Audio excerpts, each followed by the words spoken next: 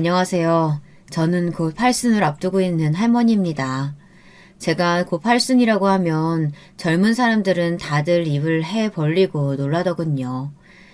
다들 말로는 나이에 비해 젊어 보인다고들 하지만 그 눈을 보면 무슨 나이를 그렇게 많이 먹었나 신기해하는 눈빛들이에요. 맞아요.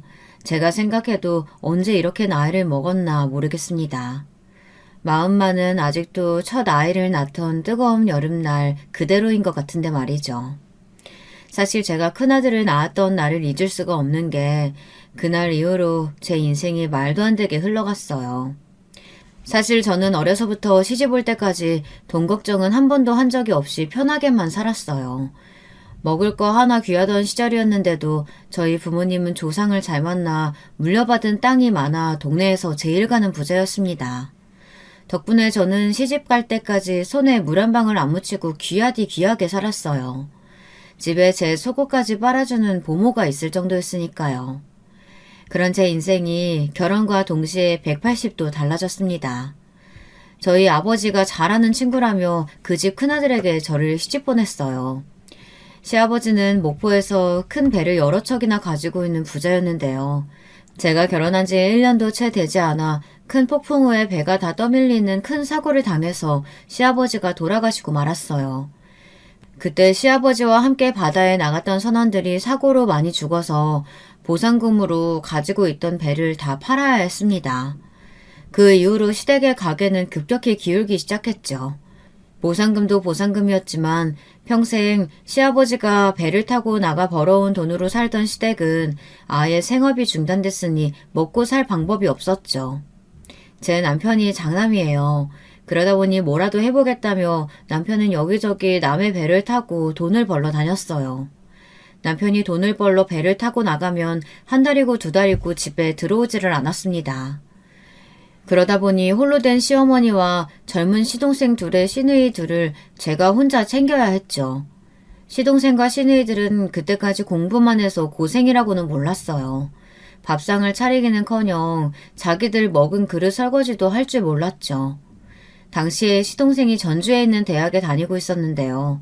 학비가 없어서 학업을 중단하고 집에 돌아왔습니다. 대학에 가기 전과 확연히 달라진 집안 사정에 시동생은 많이 힘들어했어요. 이미 공부하기는 글렀다고 생각했는지 시동생은 동생들만이라도 공부를 시키겠다고 여기저기 일자리를 알아보러 다녔습니다. 그런데 저라도 시동생을 말렸어야 했습니다. 평생 공부만 한 사람이 뭘 할 줄 안다고 내보내는 게 아니었어요. 시동생은 돈 벌러 동네 공장에 나갔다가 일주일도 되지 않아 그만 손가락을 2개나 잘라먹고 들어왔습니다. 정말 말 그대로 엎친 데 덮친 격이었어요. 그 일로 시어머니는 아예 정신줄을 놓고 말았습니다. 하루아침에 남편을 잃고 멀쩡한 장남도 배 태워 내보내고 똑똑한 차남까지 그렇게 돼버렸으니 그럴만했죠. 시어머니는 매일 밤 시아버지 이름을 부르며 눈물로 밤을 지새우셨습니다. 아이고, 이럴 거면 나도 데려가지. 내가 전생에 무슨 죄를 지어서 혼자 살아남아 이런 꼴을 보고 앉았을까. 시어머니의 울음소리가 얼마나 기구하고 처량한지 듣고 있으면 저까지도 마음이 시렸습니다. 그래도 다행이었던 건 시어머니와 시동생의 소식을 들은 남편이 배를 탄 지 1년 만에 돌아왔다는 겁니다. 남편은 시어머니와 시동생의 모습을 보고 한참을 서럽게 울었어요. 그때 저는 남편에게 신신당부했어요. 무슨 일이 있어도 다신 배는 타지 말라고요. 아무리 힘들어도 가족끼리 붙어 있어야지 떨어져 사는 건 죽어도 못하겠다고 했습니다. 뭐든 같이 해서 노력하면 설마 살아있는 입에 거미줄 치겠느냐고 했습니다. 그때부터 저는 아주 억적같이 살았어요.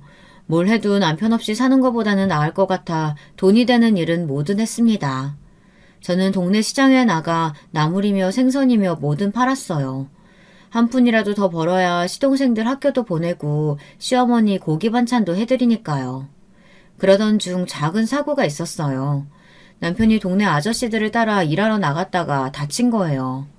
다행히 심각한 사고는 아니었지만 다리를 다쳐 한 달 정도는 일을 못 나가게 됐죠. 많이 다치지 않아 다행이었지만 하루 벌어 하루 사는 집 살림에는 큰일이었어요. 그때가 제 인생에 가장 힘들었던 시기입니다. 마침 제가 큰아이를 임신했을 때인데 배가 불러 움직이기도 힘든 상태로 매일 시장에 나가 장사를 했습니다. 어쩔 수 없었어요. 당장 나가서 돈을 벌 수 있는 사람이 저밖에 없었으니까요. 그러던 중에 하루는 제가 하혈하고 시장 바닥에 쓰러져서 병원에 실려갔어요. 병원에서는 난리가 났습니다. 이 무더운 날 만삭의 임산부가 무거운 짐을 들고 날랐으니 당연한 일이라고요. 하마터면 애고 산모고 다 위험할 뻔했답니다. 그때 연락을 받고 병원에 온 친정 부모님께서 난리가 나셨습니다. 그때까지도 제 상황을 친정에 한 번도 말씀드리지 않았거든요. 그랬으니 친정 부모님은 제 몰골을 보고 깜짝 놀라셨죠. 저야 진작에 친정에 찾아가고 이야기하고 싶었지만 그럴 수가 없었어요. 시어머니와 남편이 그러지 말라고 했거든요. 시집 왔으면 우리 집 귀신인데 힘들다고 쪼르르 친정에 달려가면 친정 부모님이 얼마나 걱정하시겠니? 그건 절대 안 된다. 우리 집 일인데 우리가 알아서 해결해야지. 안 그래도 아버지 돌아가셨을 때 장인어른 장례며 장지 구하는 것까지 다 도와주셔서 내가 얼마나 죄송했는데 이제 와서 딸 앞장세워 도와달라는 말은 난 죽어도 못해. 저는 밥도 굶게 생긴 마당에 자존심이 다 무슨 소용인가 싶었지만 남편이나 시어머니 말을 거스르고 친정에 갈 수는 없었습니다. 요즘 젊은 사람들이야 절대 이해하지 못하겠지만 제가 젊었던 그 시절엔 여자가 시집가면 시댁 사람이었어요. 시부모님 말이라면 똥이 된장이라도 퍼먹어야 할 판이었죠. 저 나름대로는 버틸 만큼 버텼다고 생각했습니다. 더는 저도 힘들어서 안 되겠더군요. 저는 병원에 오신 친정 부모님께 시댁 사정을 말씀드리고 작은 가게라도 차리게 좀 도와달라고 말씀드렸어요. 친정 부모님은 당연히 난리가 나셨습니다. 이 지경이 될 때까지 왜 말을 하지 않았냐고요. 저는 할 말이 없었어요. 제가 생각해도 염치가 없었으니까요. 그래도 비빌 언덕이 있다는 것만으로도 천만다행이었습니다. 그 몸으로 장사는 무슨 장사야? 우선 이 돈으로 김서방한테 할 수 있는 일부터 빨리 찾아보라고 해. 너는 절대 나설 생각하지 말고 네 몸이나 추스러. 친정아버지는 곧바로 은행에 가서 현금으로 1,000만 원을 찾아 제게 딱하니 주셨어요. 당시 1,000만 원이면 서울의 작은 아파트도 한 채 살 수 있는 돈이었습니다. 저와 남편은 그 돈을 가지고 동네의 창고란 창고는 다 알아보고 다녔습니다. 저희 식구가 자그마치 6이에요. 앞으로 아이가 태어나면 걷어먹일 가족은 계속 늘어나죠. 작은 구멍가게로는 답이 없었어요. 남편이 평소 배를 타며 제게 한 이야기가 있었는데요. 생선을 많이 잡아도 생선이 워낙 잘 상해서 빠른 시일에 팔아야 한다고요. 돈만 있으면 냉동 창고를 사서 생선이며 해산물을 냉동해 팔고 싶다고 했습니다. 그럼 외국에 보내기도 쉽다고요. 저와 남편은 친정아버지가 준 돈을 가지고 다 무너져가는 공장을 하나 인수해 냉동 창고를 만들었습니다. 그리고 남편이 아는 배에서 들어오는 생선이나 해산물들을 손질해서 냉동해서 전국 각지로 보내는 일을 했어요. 저와 남편의 계획은 대성공이었습니다. 처음엔 전국으로 보내던 해산물을 나중에는 일본 수출까지 성공해서 대박이 났습니다. 돈이 돈을 번다고 수입이 늘어날 때마다 수출 품목을 늘렸는데 그만큼 수입이 배로 늘었어요. 저는 그래서 제 아들이 태어나던 날을 잊지 못해요. 가만히 있어도 등에서 땀이 날 정도로 더운 날이었는데 남편이 서울에 거래를 뚫었다면서 신이 나서 병원에 달려왔거든요.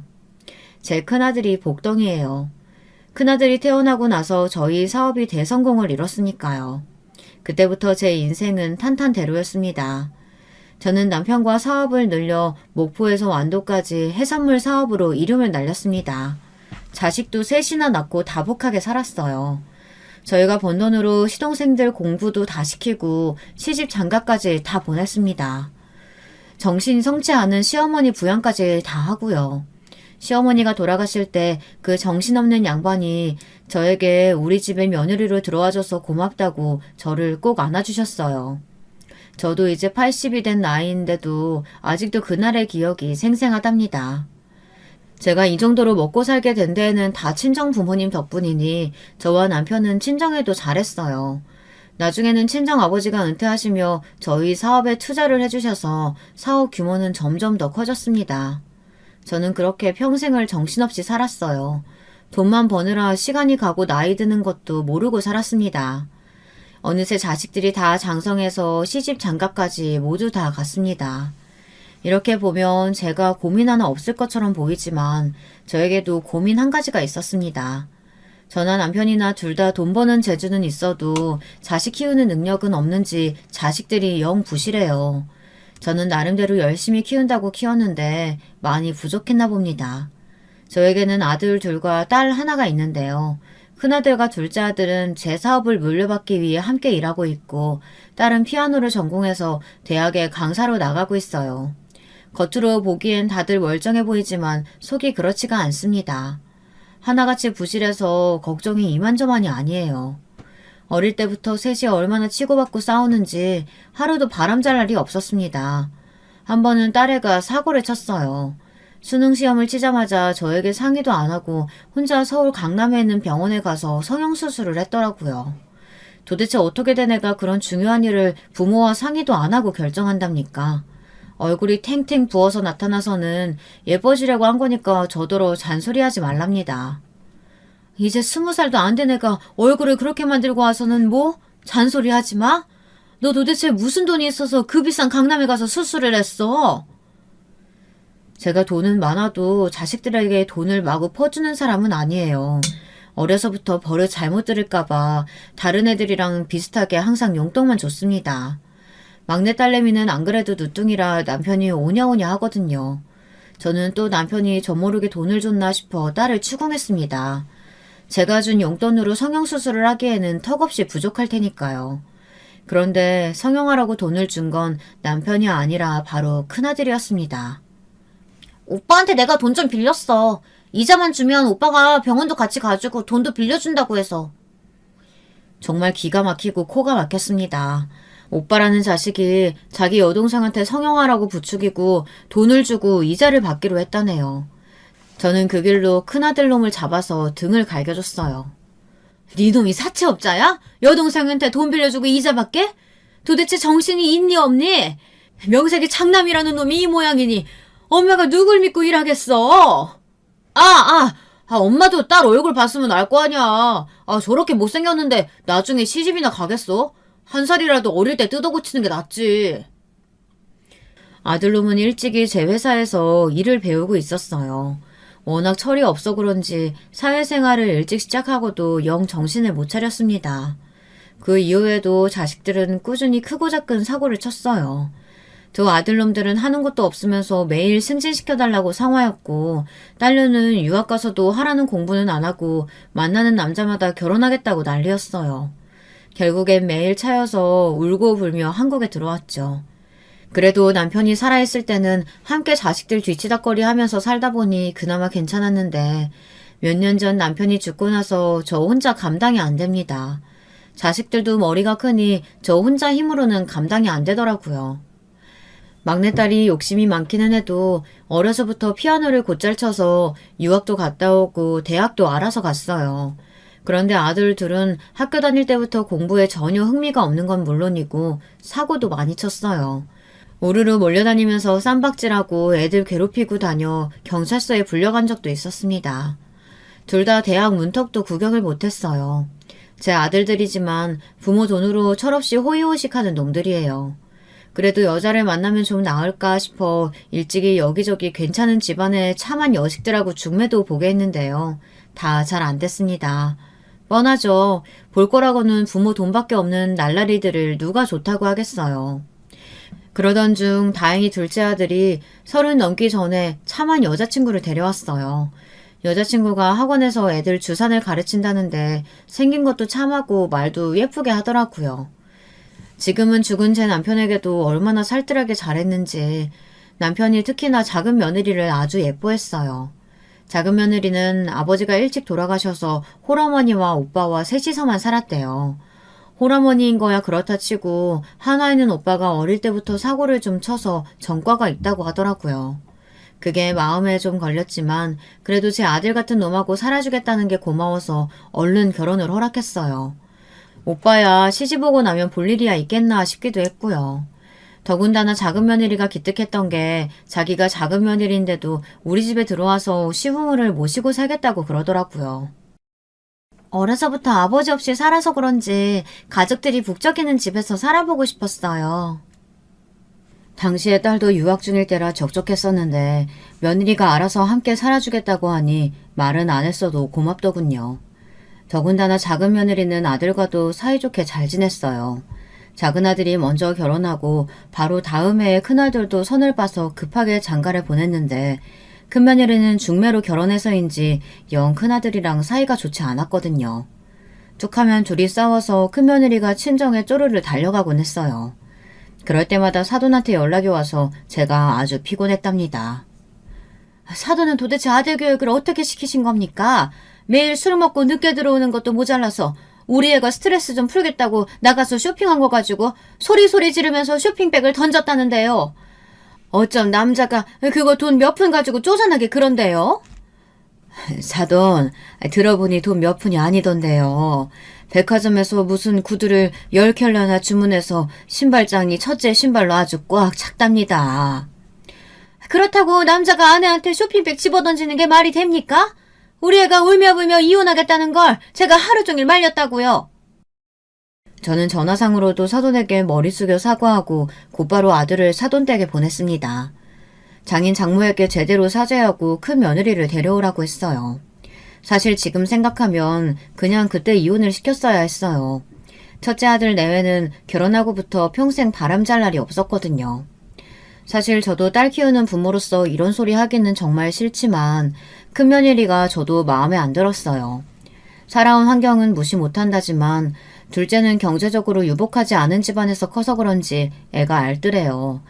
남편이 주는 생활비로 가계부까지 쓰고 돈까지 척척 모아 적금을 탔다고 한 번씩 남편과 제게 소고기도 사주고 외투까지 한 벌씩 사주고는 했습니다. 반면 큰애는 전혀 그런 게 없어요.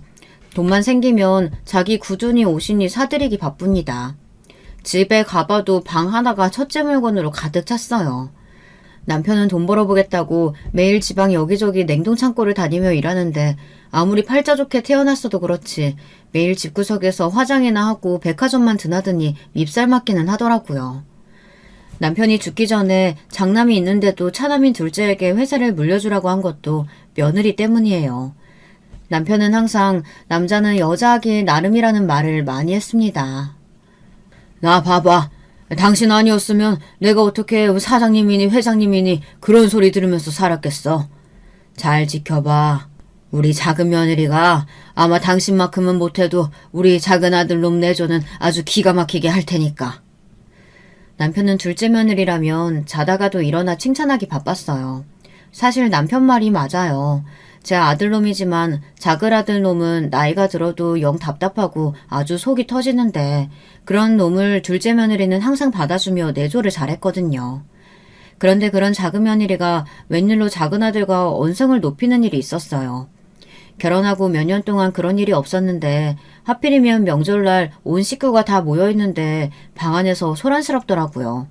저는 무슨 일인가 했습니다. 이야기를 들어보니 작은 며느리가 아들 모르게 돈을 좀 빼돌렸나 봐요. 아들이 생활비로 주는 돈에서 일부 적금을 들고 있는 줄 알았는데 그 적금 중 일부가 알고 보니 며느리가 오빠에게 보내고 있었더라고요. 그 일로 아들과 티격태격 했는지 아들이 저에게 하소연을 했습니다. 계속 몰랐으면 어쩔 뻔했어요. 안 그래도 혼자 사시는 장모님 매일 걱정된다고 해서 갈 때마다 용돈에 병원비에 다 드리고 오는데 이제는 나 모르게 돈까지 빼돌려서 사기꾼 형님한테 보내고 있었다니까요. 당신 말대로 사기꾼이라 전과가 있어서 어디 제대로 취직도 못하고 사람 구실도 못하고 샀는데 그럼 어떡해. 나라도 도와줘야지. 그렇다고 말도 안 하고 돈을 빼돌려? 남편까지 속이는 사람을 어떻게 믿고 돈을 맡겨? 저는 우선 아들부터 진정시키고 며느리와 이야기를 나눴습니다. 며느리 말이 결혼하고 지금까지 계속 돈을 빼돌린 거는 아니라네요. 최근에 오빠가 힘들다고 연락이 와서 처음 보내준 거래요. 며느리 오빠가 어머니랑 같이 살고 있는데 취직이 안 돼서 돈이 한 푼도 없나 봐요. 명절인데 고기 살 돈도 없다고 했답니다. 이래서 여자도 집안을 보고 드려야 한다니까요. 원래 없이 산 사람들이 음흉해서 뒤로 무슨 짓 할지 몰라요, 어머니. 동서 이런 것도 모르고 착하다고 얼마나 칭찬하셨어요? 사람은 다 겪어봐야 안다니까요. 항상 둘째 며느리에게 샘을 부리던 큰 며느리가 이때다 싶었는지 아주 흠을 잡더라고요. 첫째 네가 뭘 한다고 나서 그래봐야 네가 백화점 가서 한 번 쇼핑하는 돈보다 적은 돈이야. 둘째 너 아무리 화가 나도 그렇지 식구들 다 있는 앞에서 아내한테 그런 소리 하면 어떡해. 오늘은 명절이니까 넘어가고 다음에 다시 이야기하자. 저는 그 순간에도 제 자식보다 둘째 며느리가 더 걱정됐습니다. 착하고 마음 여린 애가 식구들 앞에서 그런 소리를 들었으니 상처받을 것 같아서요. 길지는 않지만 몇 년 동안 제가 옆에서 지켜본 바에 의하면 둘째가 절대 작정하고 그런 짓을 한 애는 아니에요. 첫째면 몰라도요. 제가 둘째 편을 드는 것 같아 서운했는지 아들들과 큰며느리는 입술을 삐죽 내밀며 궁시렁거렸습니다. 그날 저녁 제 방에 온 둘째 며느리는 펑펑 울면서 친정 이야기를 했어요. 엄마가 허리도 아프고 무릎도 계속 아픈데 계속 돈을 벌어야 하니까 새벽마다 식당에 나가서 일하시거든요. 오빠도 그런 엄마 보는 게 속상하니까 뭐라도 해보려고 하는데 잘 안 되나 봐요. 이러다가 오빠가 또 나쁜 사람들하고 어울릴까봐 걱정돼서 제가 조금이라도 보태준 거예요. 몰래 그런 짓 해서 죄송해요, 어머니. 둘째 며느리가 손까지 덜덜 떨며 머리를 조아리고 죄송하다고 말하는데 제가 다 얼굴이 뜨겁더군요. 며느리가 그깟 돈 친정에 좀 줬다고 화를 낼 일인가 싶었어요. 저는 둘째 며느리가 너무 안쓰럽더군요. 죄송하긴 뭐가 죄송해. 둘째 네가 나랑 너희 시아버지한테 하는 것만 해도 월급으로 환산하면 얼만데. 앞으로는 걱정하지 말고 내가 따로 챙겨줄 테니까 꼭 사돈께 드려. 식당 일은 하시지 말라고 하고. 작은 며느리는 말도 못하고 주저앉아 펑펑 울었습니다. 저는 그런 작은 며느리가 이해됐어요. 본인이야 결혼해서 돈 걱정 없이 살고 있지만 친정엄마랑 오빠가 아직 자리를 못 잡고 힘들게 살고 있으니 마음이 불편할 게 당연했죠. 방법이 잘못되기는 했지만 그래도 그렇게라도 오빠를 도와주고 싶었던 마음은 이해합니다. 저는 그때 일로 며느리가 안쓰러워 아예 작은 며느리 친정에 돈을 조금 줬습니다. 예전에 저희 친정아버지가 제게 해주신 것처럼요. 큰돈은 아니지만 그래도 작은 가게라도 할 정도는 돼요. 생각 없는 작은 아들은 왜 그렇게까지 해주냐고 난리를 쳤지만 저는 그런 소리 해대는 아들을 나무랐어요. 이 멍청한 놈아. 사기꾼이라도 너한테는 형님인데 집안의 큰아들이 그래도 먹고 살아야 사돈도 부양을 할 거 아니야. 네 아내가 언제까지 사돈 걱정하게 할 거야? 네가 사위면 너도 신경 써야지. 저는 이래저래 작은 며느리를 생각해서 도와준 겁니다. 사돈이 마음 편히 살아야 며느리도 마음이 놓일 것 같아서요. 그 이후로 작은 며느리는 저와 남편에게 더 잘했습니다. 그렇게 신경 쓰지 않아도 된다고 해도 항상 먹을 거며 입는 거며 살뜰하게 챙겼어요. 얘가 얼마나 생각이 깊은지 계절이 바뀔 때마다 말하지 않아도 집안 정리도 다 알아서 하고 저나 남편 옷까지 새로 사서 깨끗하게 옷장에 넣어주고는 했습니다. 먹는 것도 남편이 당뇨에 고혈압이 있었는데 아내인 저도 신경 안 쓰는 걸 며느리인 둘째가 항상 식단이며 약이며 알아서 챙겨줬어요. 매일 새벽마다 새벽세장에 나가서 가장 신선한 채소랑 과일을 사서 아침마다 출근하는 남편에게 녹즙을 내려줬어요. 점심에 드시라고 도시락까지 만들어주고요. 그러면서도 사소한 생색 한 번 낸 적이 없습니다. 첫째 며느리는 지나가다가 떡만 조금 사와도 자기가 제일 유명한 가게에서 줄 서서 사온 거라고 연신 말하는데 둘째는 평생 그런 소리를 한 번 안 했어요. 사실 첫째 며느리가 떡을 사오면 무서웠습니다. 시댁에 일절 신경 안 쓰는 애가 갑자기 나타나면 항상 저나 남편에게 할 말이 있어서 오는 거거든요. 당시에 제가 허리가 좀 안 좋아서 몇 달을 집에서 쉬고 있었어요. 회사에는 남편도 있고 어쨌든 아들이 둘씩이나 있으니 오랜만에 아프다는 핑계로 쉬어보는 거였습니다. 그런데 그날 또 첫째 며느리가 백화점에서 산 비싼 약과라며 환가를 사왔어요. 저는 웬일이냐고 물었죠. 그러자 첫째가 저한테 허리는 괜찮으시냐고 안부도 안 묻고 곧장 자리에 앉자마자 한다는 소리가 기가 막혔습니다. 어머니, 시내에 있던 상가 건물 허문 거 보셨어요? 저랑 그이가 몇 년 전부터 그 자리를 계속 보고 있었는데 마침 그 자리가 떡하니 부동산에 나왔더라고요. 그 자리 고급스럽게 백화점 하나 지으면 정말 좋을 것 같은데 어머님이 투자 좀 해주시면 안 돼요? 제가 다 안 듣는 것 같아도 며느리나 아들들이 하는 이야기는 항상 귀를 쫑긋하고 듣고 있어요. 이 자식들이 언제 또 헛소리할지 모르니까요. 그런데 역시나 제 예상대로 큰며느리가 또 말도 안 되는 소리를 하더군요. 얼마 전부터 신화에 백화점 하나 지으면 잘 될 것 같다고 그렇게 노래를 부르더니 결국은 자기가 하고 싶다는 소리였어요. 당시에 저랑 남편이 슬슬 해산물 수출 일은 아들들에 맡기고 노후 준비를 위해 투자를 생각하고 있었는데요. 건물이나 땅을 사려고 알아보고 있었죠. 그런 저희 생각을 알고 있던 큰며느리는 여우같이 때를 맞춰 백화점 이야기를 꺼낸 겁니다. 저는 큰며느리 하는 꼴이 얄미워서 단번에 싹 잘랐어요. 일부러 며느리가 들고 온 한과를 발로 차며 소리쳤습니다. 너희들이 백화점에서 물건을 사보기만 했지 뭘 한다고 백화점을 해? 저는 아픈 허리를 부여잡고 힘껏 소리쳤어요. 사업의 사자도 모르는 것들이 제 돈으로 백화점 사장 요리를 할 심산인 게 너무 보여서요. 저번에 저희도 다 들었어요. 아버님이랑 어머님 회사 서방님한테 주시려고 하시는 거잖아요. 그럼 우리 그 애는 명색의 장남인데 동생한테 치워서 어떻게 먹고 살아요. 어머님이 장남도 책임져 주셔야죠. 큰며느리는 억지를 부렸습니다. 아직 둘째에게 회사를 물려준 것도 아닌데 자기들은 찬밥 심세라며 하소연을 하더라고요. 장남을 이렇게 홀대하는 경우가 어디 있냐고요. 저는 자식들끼리 부모 돈 가지고 싸우고 재산 상속으로 칼분이 난다는 뉴스들을 보면서 남의 얘기가 아니겠구나 생각했어요. 제가 키운 아들놈들을 보고 있으면 저놈들은 나랑 남편을 부모가 아니라 은행으로 생각하는구나 싶을 때가 많았거든요. 제가 이기적인지는 몰라도 그래서 며느리나 사위만은 제대로 정신 박힌 애들이 들어오길 바랬어요. 내 자식들이 아무리 못난 짓을 해도 옆에서 가르치고 혼내줄 배우자들일요. 그런데 역시나 내 아들놈이 엉망이니 며느리도 엉망인 게 당연한 일인가 봅니다. 큰며느리는 제가 백화점을 안 지어주겠다고 하자 그때부터 아주 막무가내로 나왔어요. 제 생일날이고 남편 생일이고 아예 오지도 않았습니다. 큰아들이 아무리 말해도 자기는 안 오겠다고 했대요. 윤석이 엄마가 백화점 힘들면 회사라도 나한테 물려달래. 아니면 며느리 노릇도 안 하고 나랑 이혼하겠대. 아들 이야기를 들어보니 큰며느리는 애초에 우리 집안만 보고 제 아들과 결혼한 거랍니다. 제 아들이 인물도 없고 배운 것도 없이 무식한데 오로지 우리 집 돈만 보고 장남매라는 소리에 미래를 생각해서 꾹 참고 시집 온 거랍니다. 저는 그 소리를 듣는데 너무 기가 막혀서 그러면 그냥 이혼하라고 했어요. 저도 돈만 밝히는 며느리는 필요 없다고요. 그리고 큰아들도 아예 회사에서 나가라고 했습니다. 지금까지 내 아들이라고 참고 받아준 거지 능력이 있어서 데리고 있었던 건 아니니까요.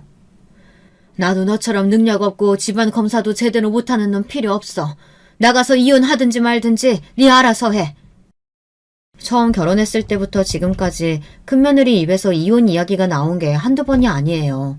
제가 아는 것도 셀 수 없이 많습니다. 어린애도 아니고 자식까지 낳은 게 책임감 없이 기분만 상하면 이혼 이야기부터 꺼내는 게 꼴보기 싫었어요. 저는 정말 그대로 큰아들을 회사에서 내쫓았습니다. 그로부터 얼마 뒤 정신을 차렸는지 큰며느리가 집에 저를 찾아왔어요. 그러더니 어울리지 않게 무릎을 꿇고 눈물을 쏟더군요. 저는 눈도 깜빡이질 않았어요. 아무리 기분이 상하고 화가 나도 그렇지 며느리가 어떻게 시부모가 돈 좀 안 준다고 시어머니 생신이며 시아버지 생신에 얼굴을 안 비치고 당당하게 이혼하겠다고 떠든답니까? 저는 절대 쉽게 넘어가줄 생각이 없었어요. 어머니 죄송해요. 어머니도 자식 키워보셨으니까 아시잖아요. 동서는 딸만 줄줄이 낳고 아들은 제가 낳았는데도 매일 동서만 이뻐하시고 회사까지 서방님한테 물려준다고 하니까 제가 잠시 머리가 어떻게 됐었나 봐요. 우리 윤석이 생각해서라도 한 번만 봐주세요. 며느리는 손주 녀석을 내세우면서 저더러 한 번만 봐달랍니다. 아직 학교도 안 들어가는 애를 이혼 가정에서 크게 할 수 있냐고요. 저는 기가 막혀서 말문이 다 막혔습니다. 이혼 이야기는 자기 입에서 나온 소리면서 마치 제가 이혼하라고 부추긴 것처럼 굴더군요. 그네, 너 한 번만 더 이혼 소리 했다가는 그때는 내가 법원 가서 이혼시킬 거니까 그런 줄 알아. 그리고 내 앞에서 백화점이니 건물이니 하는 소리도 했다간 앞으로 너나 윤석이 아빠나 얄짤 없는 줄 알아라. 저도 돈 좀 있다고 돈으로 자식을 좌지우지하는 거 정말 하기 싫었습니다. 그런데 어쩌겠어요. 이에는 이, 눈에는 눈이죠. 개념 없는 자식들 정신 차리게 하는 데는 돈보다 나은 게 없었습니다.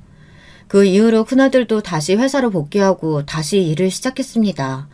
그로부터 몇 년은 그래도 좀 잠잠했어요. 아들들이나 딸도 다들 자기들 자식 키우면서 먹고 사느라 정신이 없는지 부모까지 신경 쓸 여력이 없는 것 같더라고요. 그제서야 저랑 남편 둘 다 드디어 자식들에게서 좀 해방이 되나 보다 했습니다. 그때쯤 되니 저나 남편이나 둘 다 나이를 먹어 몸이 하나둘씩 고장이 나기 시작하더군요. 남편은 젊어서도 당뇨랑 고혈압 약을 달고 살아서 환갑이 지나자마자 병원 신세를 지기 시작했어요.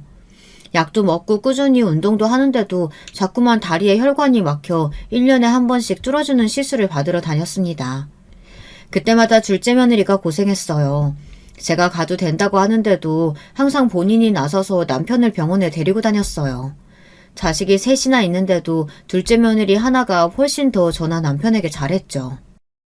제가 요즘 애들일에 엄마일에 정신이 없어서 어머님 아버님께 너무 소홀했어요. 이거라도 하게 해주세요. 그래야 제 마음이 편해요. 아이고, 그걸 말이라고 하니? 너는 이미 며느리로서 넘치게 우리한테 잘했어. 우리 걱정 말고 애들이랑 어머니 잘 챙겨라. 우리 둘째 며느리는 정말 버릴 게 하나도 없어요. 얼마나 예쁘면 제가 우리 둘째 며느리 똥도 금이라고 말하고 다닐 정도입니다. 제 딸보다도 훨씬 더 진짜 제 딸 같았죠. 그맘때 손녀가 서울로 대학을 가게 돼서 둘째 며느리가 서울에 왔다 갔다 하느라 바빴거든요.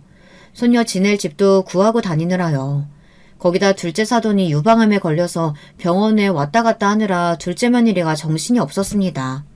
그 와중에도 제 남편 병원에 데리고 가겠다고 저랑 그렇게 실랑이를 했다니까요. 우리 둘째 며느리는 정말 대단해요. 아이들까지 얼마나 잘 키우는지 딸 둘을 다 서울에 있는 명문대에 떡하니 보냈습니다. 더 대단한 건 둘째 아들도 자식들이 생기고 나니 많이 변했다는 겁니다. 어느새 나이 들어 딸 둘 아빠가 되더니 흔히들 요즘 말하는 말로 딸바보가 따로 없었죠. 젊어서는 매일 친구들하고 어울려 놀기 좋아하고 이 모임 저 모임 다니느라 매일 술독에 빠져 살더니만 소녀들이 태어나고 나서는 둘째 아들 놈이 칼같이 퇴근해서 집에 오더라고요. 자기 새끼 예뻐서 매일 물고 빨고 주말이면 나들이를 다니는데 부모로서 그 모습만큼 보기 좋은 장면이 없었습니다. 이게 다 둘째 며느리 덕분이에요. 그러던 중 둘째 며느리에게 속상한 일이 생겼는데요. 둘째 사돈이 유방암 치료를 받는 중에 다른 장기로 자꾸 전이가 돼서 상황이 좋지 않았습니다. 병원에서 마음의 준비를 하라고까지 이야기했대요. 지난 몇 년 동안 둘째 며느리가 사돈 걱정하느라 얼마나 마음고생했는지 가장 잘 아는 저로서는 마음이 찢어질 것 같았습니다. 그 밝고 착한 애가 하루가 다르게 살이 빠지고 말라가는데 제 속이 다 속이 아니더군요. 저는 안 되겠다 싶어 둘째 며느리를 불렀습니다. 지금까지 내 욕심에 너 데리고 살았지만 나도 사람인지라 매일 사돈한테 미안하고 죄송스러웠어. 이렇게 착한 딸 키워서 남한테 보냈으니 얼마나 매일 안타깝고 걱정될까 싶어서. 이제 와서 이러는 것도 죄송하지만 지금부터라도 어머니 곁에 있어드려. 우리 걱정은 하지 말고. 진심이었습니다. 사실 지난 20년 동안 둘째 며느리 수발 다 받아가며 살면서 저도 염치라는 게 있는데 항상 둘째 사돈에게 죄송스러운 마음이 있었어요. 그깟 돈 좀 준다고 딸을 힘들게 부려먹고 있으니 마음이 편치만은 않았습니다. 하지만 둘째 며느리가 너무 예쁘고 좋아서 저도 계속 욕심내고 있었어요. 하지만 이대로 있다가는 둘째도 저도 후회할 것 같아 이제라도 어머니께 보내주기로 했습니다. 둘째는 연신 괜찮다고 했지만 제가 마음이 좋지 않아 둘째와 사돈이 지낼 만한 곳을 구해줬습니다. 병원에서도 가깝고 시설도 깨끗한 곳으로요. 언제가 될지 모르지만 사돈이 돌아가시기 전까지만이라도 딸이랑 편하게 사셨으면 해서 제가 둘째 며느리에게 선물로 집을 줬어요. 제가 지금까지 둘째에게 받은 거에 비하면 턱없이 작지만 꼭 해주고 싶었습니다. 둘째, 너도 지금까지 시부모 모시고 살면서 애들 키우느라 고생했는데 지금부터라도 마음 편하게 먹고 좀 쉬어. 다른 생각은 하지 말고 사돈 곁에 있어드려. 둘째 며느리가 감사하다며 펑펑 우는데 정말 저도 마음이 울컥했습니다. 피 한 방울 안 섞인 남이라도 20년 넘게 같이 살다 보니 진짜 가족이 됐는지 둘째 며느리는 눈만 마주쳐도 마음이 울컥울컥했어요. 그러던 어느 날이었습니다. 둘째 사돈이 돌아가시고 얼마 되지 않아 제게도 일이 생겼습니다. 사람 일이라는 게 참 한치 앞을 모르겠더군요. 남편이 지병이 있어 매일 골골하다 보니 남편 건강만 신경 쓰느라 정작 제 건강을 놓치고 있었나 봐요. 건강검진을 했는데 대장 쪽에 뭔가 이상한 게 보인다며 정밀검사를 해보자고 하더군요. 그 일로 집안이 발칵 뒤집혔어요. 지금까지 살면서 감기 한 번 제대로 걸린 적 없는 제가 몸에 문제가 있다고 하니 남편부터 자식들까지 걱정을 하더라고요. 특히나 큰며느리 하는 소리가 어이가 없었어요. 이게 다 동서 때문이잖아. 동서 있을 땐 이런 일 없었는데 동서가 나가자마자 동서가 안 챙기니까 바로 어머님 건강에 문제 생긴 거 아니야. 그게 무슨 말 같지도 않은 소리야. 둘째가 지금까지 나랑 네 시아버지 모시면서 얼마나 고생을 했는데 그런 소리를 해. 정말이지 나이가 들어도 철딱선이 없는 큰며느리 때문에 제가 골치가 아플 지경이었어요. 그 말에 신경이 쓰였는지 둘째가 다시 집으로 들어오겠다는 소리까지 했어요. 저는 한사코 거절했습니다. 젊어서도 저야 힘이 있으니 애들도 봐주고 집안일도 도와가며 같이 했지만 이제 저나 남편이나 둘 다 늙어서 아플 일만 남았는데 평생 시부모 모시고 친정어머니 병간호하느라 고생한 둘째에게 저까지 짐이 되고 싶지는 않았어요. 이제야 소녀들이랑 여행도 다니고 마음 편하게 사는 애를 또 고생시킬 수는 없었습니다. 내가 돈이 있는데 무슨 걱정이야. 사람 쓰고 병원 갈 일 있으면 간병인 쓰면 되니까 걱정하지 마라. 저는 큰며느리에게 괜한 소리 하지 말라고 신신당부를 했어요. 그런데 조직검사 결과가 좋지 않았습니다. 제가 대장암 판정을 받았어요. 그 이후로 저는 항암을 받고 방사선 치료받느라 하루하루 쇠약해졌습니다. 암이라는 게 참 모진 병이더군요. 계속 암 환자라는 꼬리표를 달고 사느라 아무것도 못하고 병원에만 매일 드나들면서 간신히 생명을 연장하면서 사는 거였어요. 저는 5년이 넘게 투병했습니다. 좀 좋아졌다 싶으면 전이가 돼서 또 수술하고 그러다가 또 안 좋아지면 항암하고 매일 병원에 살다시피 했어요. 그러던 중에 남편이 먼저 하늘나라로 가버렸습니다. 그때는 정말 너무 절망스러웠어요. 평생 돈만 버느라 둘이 아등바등 살아서 이제는 좀 마음 편히 살자 싶었는데 제가 암에 걸리는 바람에 남편이 제 병간호만 하다가 당뇨 합병증으로 저보다 먼저 가버렸어요. 이 현실이 믿기지 않아 저는 매일 눈물로 지새웠습니다. 밥도 먹고 싶지 않고 아예 살고 싶지도 않았어요. 건물이 몇 채씩 있고 동네에 웬만한 땅이 다 제 땅이면 뭐 하겠어요. 언제 죽을지도 모르는 팔자인걸요. 그런데 그때 믿기지 않은 일이 벌어졌습니다. 큰며느리가 어느 날 갑자기 제가 사는 집으로 이사를 들어왔어요. 작은 며느리도 아니고 큰애가 말이죠. 저는 도대체 얘가 무슨 바람이 불었나 했습니다. 그런데 큰며느리와 큰아들이 제 손을 꼭 잡고 안아주더군요. 지금까지 저희가 너무 철이 없었어요. 큰며느리인 제가 진작에 어머님이랑 아버님 돌봤어야 하는데 동서한테만 다 떠넘기고 모른 척해서 죄송해요. 이제라도 제가 정말 잘못일게요. 남편이 죽고 나서 큰아들 며느리가 깨달은 바가 많았나 봐요. 나이 들어서 매일 아파도 언제나 꼿꼿할 줄 알았던 아버지가 한순간에 사라져버리니 많이 힘들었다고 하며 제 앞에서 펑펑 울더군요. 그러더니 앞으로 저에게 잘하겠다고 했어요. 저는 마음이 이상했습니다. 저도 늙었지만 얼굴에 주름이 자글자글해진 아들 며느리가 저를 안아주며 우는데 이 애들도 부모가 죽어가니 철이 드나보다 싶어서요.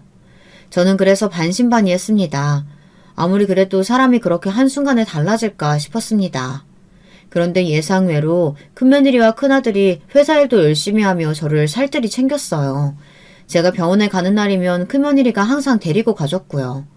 심지어 항암받으러 입원했을 때도 제가 간병인 쓰면 된다고 하는데 굳이 큰며느리가 간병하겠다며 같이 병원에 들어왔습니다. 곱게만 자란 큰며느리가 그 좁은 병실에서 먹고 자기 힘들었을 텐데 한 번을 군소리도 안 하고 살뜰히 저를 챙기더군요. 몸은 아프고 힘들어도 자식들 덕분에 힘이 났습니다. 거기다 큰아들도 달라져서 일을 열심히 했어요. 몇십 년 동안 그렇게 일을 열심히 하는 걸 본 적이 없는데 웬일로 실적을 내서 지난 분기보다 매출을 많이 끌어올렸다고 하더라고요. 회사 임원들도 신기해할 정도였죠. 남편이 죽기 전에 사실 회사를 둘째에게 넘기겠다고 했어요. 워낙 둘째 며느리를 예뻐했으니까요. 당연한 결과였지만 아직 임원회의에서 통과가 되지 않아 보류 상태였습니다. 거기다가 남편이 죽고 난 이후 큰아들이 저렇게 변했으니 저도 고민이 되더라고요. 정말 큰아들이 정신을 차린 건가 싶어서요. 그로부터 얼마 뒤 저희 집안에 폭풍우가 몰아쳤습니다. 상상도 할 수 없는 일이 벌어졌어요. 그날도 제가 병원에서 퇴원하고 집에 돌아왔다고 작은 며느리랑 작은 아들이 몸보심 좀 하라고 삼계탕을 다 끓여왔더라고요. 작은 아들 내외랑 밥을 먹고 있는데 현관문을 쾅 세게 박자고 큰 며느리가 씩씩거리며 집에 들어왔더군요. 어머니, 이게 다 뭐예요? 제가 병원에 같이 들어가겠다는데 굳이 혼자서 들어가시겠다고 고집 부리시더니만 저희 등에 칼 꽂으시려고 그러신 거였어요? 역시나 예상대로 큰 며느리는 예전의 모습으로 돌아왔습니다. 얼마 전까지 제 앞에서 효부 흉내를 내더니만 병원에서 이제 막 나온 시어머니한테 소리를 지르며 따지더군요. 이제야 아주 본색을 드러냈어요. 이제 병원에서 나온 사람한테 소리를 고래고래 지르고 내가 뭘 어쨌다고 이래? 저희더러 집에서 나가라고 문자 한 통 덜렁 보내셨길래 무슨 일인가 했더니만 부동산에 저희 살던 아파트까지 다 내놓으셨다면서요? 거기다가 저희랑 상의 한마디 없이 벌써 회사도 서방님한테 다 넘기시고요. 이게 등에 칼 꽂는 거 아니면 뭐예요? 나는 원래 항상 선방을 날리는 편이라 어쩔 수 없었다. 잘못하다간 너희들이 내 등에 칼 꽂으려고 하는데 내가 가만히 있을 수가 있나? 그랬습니다. 제가 지금은 아무리 말기암 환자라고 해도 자그마치 100억 원대의 자산가예요. 제가 금수저를 물고 태어나 친정 부모님 도움받아 성공했다고 해도 몇십 년 동안 바닷바람 맞으며 사업한 사람입니다. 아무리 자식이고 며느리여도 사람을 그렇게 쉽게 믿지 않아요. 큰며느리는 뻔뻔하게 눈을 동그랗게 뜨고 잘못한 게 전혀 없다는 표정이었습니다. 저는 너무 가스로워서 제 핸드폰에 녹화한 영상을 보여줬습니다. 그 영상을 보자마자 둘째 아들 내외는 놀라서 손으로 입을 막았어요. 때는 저와 며느리가 함께 병원에 들어갔을 때예요. 저는 그때까지만 해도 진심으로 큰며느리에게 고마웠어요. 병원에서 생활하는 게 얼마나 힘든지를 잘 아는 저로서는 엄마도 아니고 시어머니 시중을 들겠다고 선뜻 먼저 함께 병원에 들어와 준 게 미안했죠. 더군다나 항암을 하면 몸에 힘이 쭉 빠지고 기운도 없어요. 속도 안 좋아서 밥도 잘 먹지를 못합니다. 옆에서 누가 음식 먹는 냄새만 맡아도 구역질이 올라오거든요. 저 때문에 며느리가 밥도 잘 못 먹고 계속 휴게실에 가서 혼자 밥을 먹었어요. 처음엔 저도 몸도 안 좋고 정신이 없어 정말로 몰랐는데 나중에는 며느리한테 미안하더군요.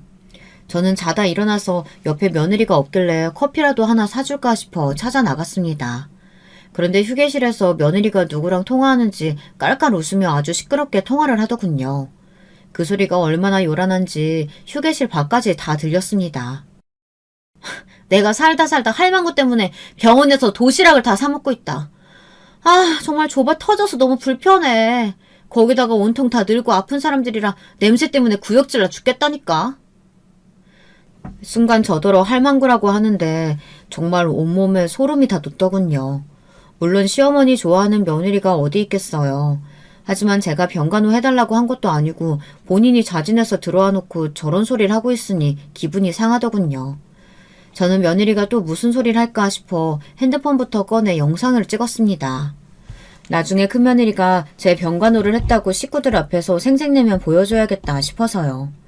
그런데 그때 영상을 안 찍었으면 큰일 날 뻔했어요. 큰며느리의 만행을 보여줄 가장 큰 단서가 됐으니까요. 나라고 이러고 있고 싶겠어. 이렇게라도 해야 나중에 재산 분할할 때 큰 소리 좀 내지. 아휴, 생각만 해도 신난다. 우리 할망구 곧 뒤진데 그 많은 재산 두고 죽으려면 얼마나 억울할까? 내가 이날만 기다리고 그 재수없는 남편하고도 꾹 참고 산 거라니까. 나는 앞으로 평생 우리 할망구 재산 다 쓰고 죽어야지. 요즘 핸드폰은 참 좋아요. 영상도 영상이지만 목소리까지 아주 선명하게 잘 찍혔더군요. 아니 이걸 어떻게... 어떻게는 뭐가 어떻게. 내가 너같이 이기적이고 너밖에 모르는 년이 갑자기 집에 들어와서 나 모시겠다고 하고 병원 따라 들어간다고 했을 때부터 이상하다 생각했어. 너같이 능구렁이 같은 년한테 내 한 푼이라도 넘겨줄 줄 알아? 회사든 집이든 한 푼도 안 넘겨줄 테니까 그런 줄 알고 당장 이 집에서 나가. 어머니 왜 이러세요? 이건 그냥 제가 친구랑 통화하면서 허세 좀 부린 거예요. 절대 제 진심 아니라고요. 큰며느리는 가만 보면 참 대단해요. 제가 녹화한 영상을 보고도 자기 진심이 아니라면서 아주 딱 잡아떼더군요. 어머니, 한 번만 다시 생각해주세요. 윤석이 아범도 요즘 회사 일 엄청 열심히 하잖아요. 매출도 작년보다 훨씬 더 올랐다니까요. 저는 미워도 장남인 아들이 그렇게 노력하는데 제발 한 번만 봐주세요. 아주 무릎만 안 꿇었지 손을 싹싹 빌더군요. 그때였어요. 작은 아들이 참다 도저히 안 되겠는지 한마디 하더군요. 형이나 나나 독인객인이라 말 안 했는데 형수는 가만 보면 정말 염치가 없네요. 나도 더는 못 봐주겠어요. 형이 일하긴 뭘 해요. 직원들을 얼마나 쪼아댔는지 형이 매출 신경 쓰고 나서부터 실장이랑 팀장이랑 다들 옷 벗고 나간 직원이 10은 넘어요. 다 형 때문에 못 다니겠다고 나간 거라고요. 그랬습니다. 이놈이나 저놈이나 정말 답이 없었어요. 큰아들 놈이 제 앞에서 일 좀 하는 척 하려고 직원들을 아주 쥐잡듯이 잡았나 봐요. 최근에 그만둔 직원들이 엄청 많다더군요. 저는 머리가 지끈거려 고개를 저었습니다. 제가 자식 교육을 이렇게밖에 못했나 후회가 돼서 얼굴이 다 뜨겁더군요. 저는 큰 결심을 했습니다.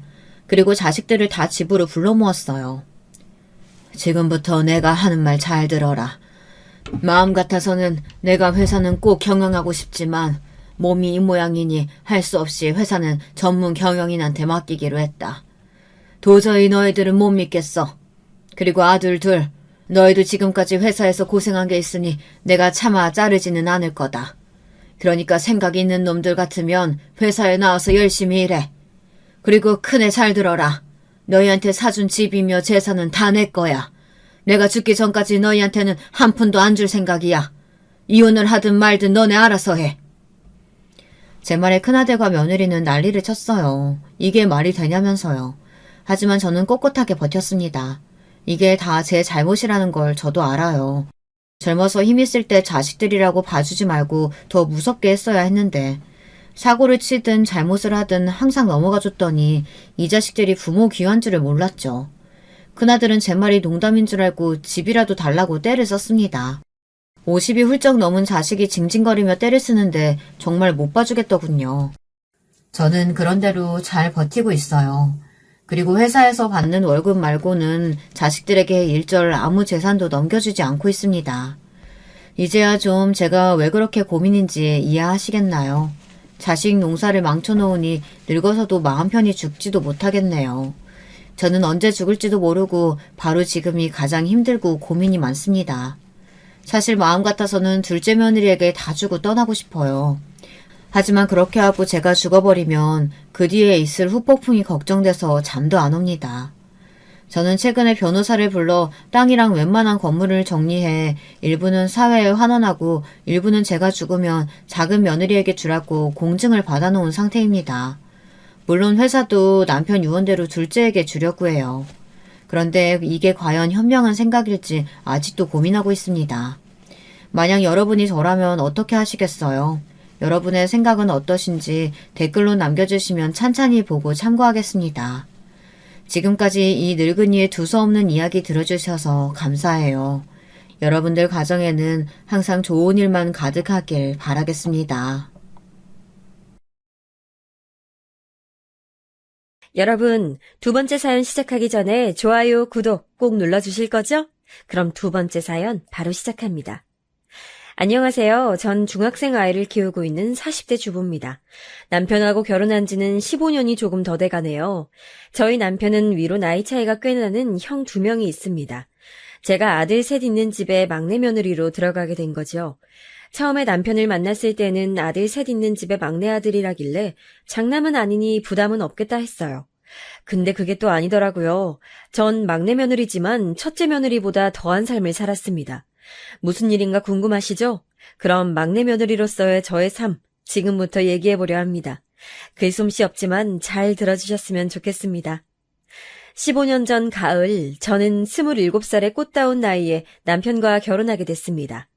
남편과는 어릴 적부터 친하게 지내던 친구였는데 성인이 된 이후 연인으로 발전하게 된 케이스였어요. 어릴 적부터 친구였다 보니 학창시절에 남편 집에 몇 번 놀러간 적도 있어서 시어머니랑도 초면은 아니었죠.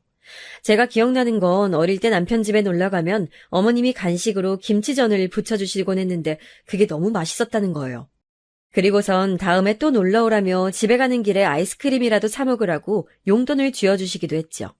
제 기억에는 정말 좋은 분이셨어요. 시아버지는 항상 일하시느라 바쁘셔서 한 번도 뵌 적이 없었지만 남편 집에 걸려있던 가족 사진을 봤을 때는 푸근하고 인자해 보이는 인상이셨어요. 그래서 나중에 남편과 사귀게 되고 결혼을 결심하게 됐을 때 어릴 적 봤던 남편 집 가족 사진에 있던 시부모님 모습을 떠올리니 안심이 되더라고요. 결혼 전 시댁에 인사드리러 갔을 때였어요. 시부모님은 꽃바구니와 선물을 싸들고 온 저를 너무나도 반갑게 맞아주셨습니다. 특히 어머님은 네가 우리 형준이 어릴 때 놀던 그 아이구나. 정말 예쁘게 잘 컸네. 라고 하시면서 좋아하셨어요. 아버님도 속 좋게 허허 웃으면서 예뻐해 주시고요. 제가 생각했던 것처럼 시부모님 두 분 다 성격이 너무 좋아 보이셔서 이 결혼 생활 순탄하게 흘러갈 수 있겠구나 하고 생각했습니다. 그렇게 남편과 결혼을 한 후 서울 외곽에 신혼집을 마련하여 살게 됐습니다. 시댁은 지방에 있어서 좀 멀긴 했지만 시부모님과 친해지고 싶은 마음에 매주 주말마다 내려가서 있다 왔어요. 갈 때마다 항상 저를 반갑게 맞이해 주셨고요. 저희는 시댁에 갈 때마다 그 주의 특별 요리라면서 메뉴를 정해서 재료를 사가지고 갔어요. 그리고 어머님 아버님은 앉아서 쉬시라고 한 후 저랑 남편이 잘하지도 못하는 실력으로 열심히 요리를 내서 어머님 아버님께 대접해드리곤 했죠. 제가 만들었지만 솔직히 별로 맛이 없는 음식인데도 너무 맛있게 드셔주시고 칭찬도 많이 해주셨어요. 좀 더 맛있게 해드리고 싶었는데 요리도 못하는 제 손만 탓할 뿐이었죠. 아무래도 막내 며느리라고 어머님 아버님이 좀 더 저를 예뻐해 주셨던 것 같기도 해요. 남편은 형 둘과 터울이 좀 있어서 제 위로 형님 두 분은 결혼하신 지 꽤 됐거든요.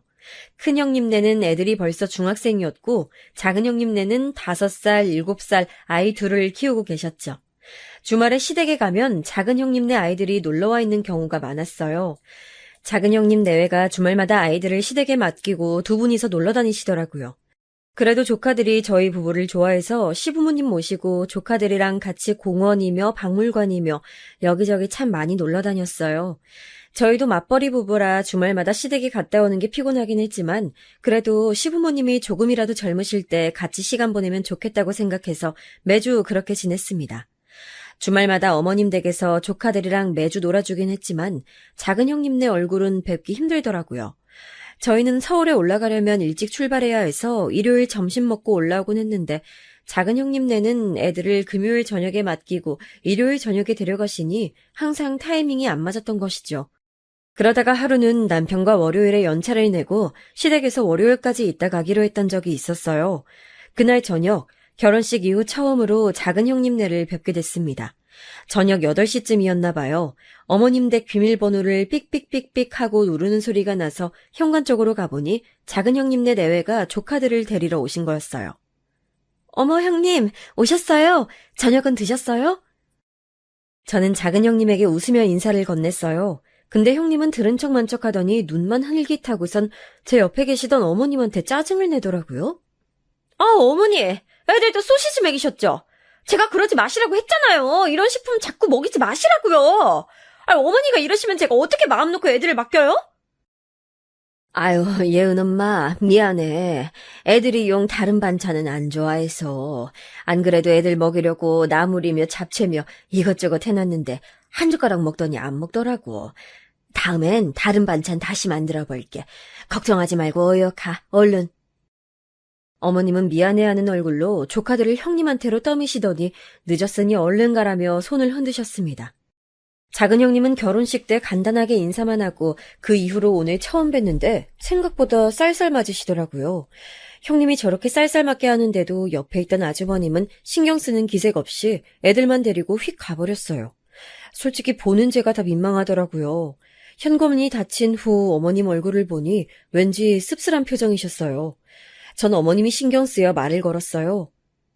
그런데 형님네는 오셔서 식사도 안 하고 그냥 가시나 봐요. 저녁이라도 드시고 가면 좋을 텐데. 쟤는 원래 저래. 내일 출근해야 돼서 바쁘다고 저러는 거지 뭐. 신경 쓸 거 없다 아가야. 아유 참. 어머님 말씀으로는 매주 항상 저런다고 하더라고요. 주말마다 부부가 어딜 그렇게 둘이서만 돌아다니는지 애들은 어머님한테 덜렁 맡겨두고 고마워할 줄도 모르는 사람들이었어요. 저 같으면 바빠서 식사할 시간이 안 되면 적어도 애들 봐주셔서 감사한 마음에 과일이라도 사들고 올 것 같은데 여태까지 어머님이 주말마다 애들 봐주신 게 3년 동안 단 한 번도 손에 뭘 들고 온 적이 없었다고 하네요. 그리고 남편에게 얘기를 들어보니 형님은 또 어찌나 까다로운지 애들 맡기는 입장이면서도 먹는 거 입히는 거 하나하나 어머님한테 잔소리하고 순하신 우리 어머님은 거기에 또 말대꾸도 못하고 그래 내가 미안하다 하면서 살았다네요. 우리 어머님이 사실 허리도 안 좋으시고 선천적으로 몸이 약하신 편이라 평일엔 거의 누워 계시거든요. 조카들 오는 주말에만 기운내서 애들이랑 놀아주는 건데 정말 너무하다는 생각이 들었어요. 그러고 나서 몇 주 후 결혼하고 첫 명절이었어요. 명절 전날 시댁에 내려와 보니 큰형님 댁가 와 계시더라고요. 중학생이던 애들은 공부한다고 안 오고 형님네 내외만 오셨어요. 제가 도착하자 큰형님이 저에게 앞치마를 주면서 말하시더라고요. 동서, 전부 칠 줄 알지? 내가 재료는 다 사다 놨으니까 한번 해봐. 난 여태까지 많이 했으니까 이제 앞으로는 동서가 다 하면 되겠다. 그치? 아, 네. 큰형님의 말투가 약간 거슬리긴 했지만 제가 새로 들어온 막내 며느리니 군기라도 잡으려고 하시나 보다 했습니다. 저는 재료부터 손질한 후 전을 부치기 시작했어요. 어머님이 옆에서 도와주시려고 했지만 최근 들어 부쩍 몸이 안 좋아 보이셔서 제가 말렸습니다. 그래서 혼자 전을 부치는데 제가 하는 방식이 맞는지 잘 모르겠더라고요. 그래서 큰형님께 물었습니다. 형님, 이거 이렇게 하면 될까요? 저희 집에선 이렇게 하는데 여기서도 똑같이 하는 게 맞는지 해서요. 어머, 동서는 그런 것도 하나하나 물어보면서 해야 돼? 그런 건 원래 본인이 알아서 하는 거야. 나 땐 다 내가 알아서 했어. 아유, 참. 그것도 스스로 깨우쳐가야 하는 거니까 묻지 마. 여하튼 난 저 방에서 좀 쉬고 있을 테니까 다 하면 부르고. 아니, 꼭 저렇게 말을 해야 되나요? 아랫사람이 모르면 차근차근 알려줘가며 하면 될 것을 저렇게 배려 없이 톡 쏘아붙이고 가는데 기분이 확 상하더라고요. 저라면 절대 그러지 않았을 텐데요. 결국 어머님 아버님께 물어가며 겨우겨우 전을 다 부쳤습니다. 뒷정리도 저 혼자 다 하고요. 작은 형님네는 저녁 시간이 다 됐는데 안 오시더라고요. 저녁 시간엔 저랑 어머님이 식사를 준비하고 큰형님네와 다 같이 식사를 했습니다. 밥을 먹는데 형님과 아주버님은 한마디 말도 안 하고 휴대폰만 보면서 식사하시더라고요. 어머님은 중간중간 형님과 아주버님의 숟가락에 반찬도 올려주시고 하는데 거들떠도 안 보고요. 거기다 어머님이나 아버님이 말이라도 걸면 듣는 둥 마는 둥 제대로 대답도 안 하더라고요. 결혼한 지 오래돼서 그런 건진 모르겠지만 아무리 그렇다 해도 솔직히 어른들 앞에서 예의가 너무 없다는 생각이 들어서 제가 다 불편했어요. 당연하게도 식사 후 설거지도 제 몫이었어요. 동서 좀 부탁할게. 나 너무 배가 부르네. 체했나? 큰형님은 너무 많이 먹어 배가 부르다며 산책 좀 해야겠다고 밖으로 휙 나가버리시더라고요. 아주버님은 TV 앞에 들어누우시고요. 그나마 눈치 빠른 남편이 조금 도와줘서 덜 서러웠습니다. 둘째 형님네는 밤늦은 시간에 오더니 애들만 맡기고 또 둘이서 술 마시러 나가시더라고요. 어머님은 항상 있는 일이니 그러려니 하고요. 아유, 저희 시부모님 참 좋은 분들이시고 시집살이도 없어서 좋은데 오히려 형님들, 아주버님들 하시는 행동이 마음에 안 들어서 속이 뒤집히더라고요. 근데 손아랫 사람인 제가 거기다 대고 뭐라 지적할 수도 없는 노릇이고요. 자주 안 보는 사이니까 망정이지 그날은 정말 쓴소리하고 싶은 거 꾹꾹 참느라 고생 좀 했습니다. 그렇게 형님들은 명절 당일 제사를 지내고 바로 짐만 바리바리 싸들고 가시더라고요. 아까까지는 어머님 아버님한테 그렇게 쌀쌀맞게 굴더니 집에 갈 때는 이것 싸달라 저것 싸달라 없는 애교 피우면서 하나라도 더 뜯어내는 모습이 우스웠습니다. 부랴부랴 짐 싸서 제대로 된 인사도 없이 문만 쾅 닫고 가버리는 모습에 저도 모르게 쯧하고 혀를 차게 되더라고요. 그 이후에도 계속 비슷했어요. 처음처럼 매주 시댁에 내려가진 못했지만 못해도 2주에 한 번씩은 내려가려고 노력했어요. 형님들은 명절 때 빼면 코빼기도 안 보이는 것도 역시 똑같았고요. 어느 날은 어머님이 감기 몸살로 아파서 드러누워 계신데도 주말에 애들 맡기고 가는 작은 형님을 보면서 정말 어이가 없었습니다. 보다 못한 저희 남편이 아주버님한테 한마디 했어요. 아니 형, 엄마 아파서 드러누워 계시는데 너무한 거 아니야?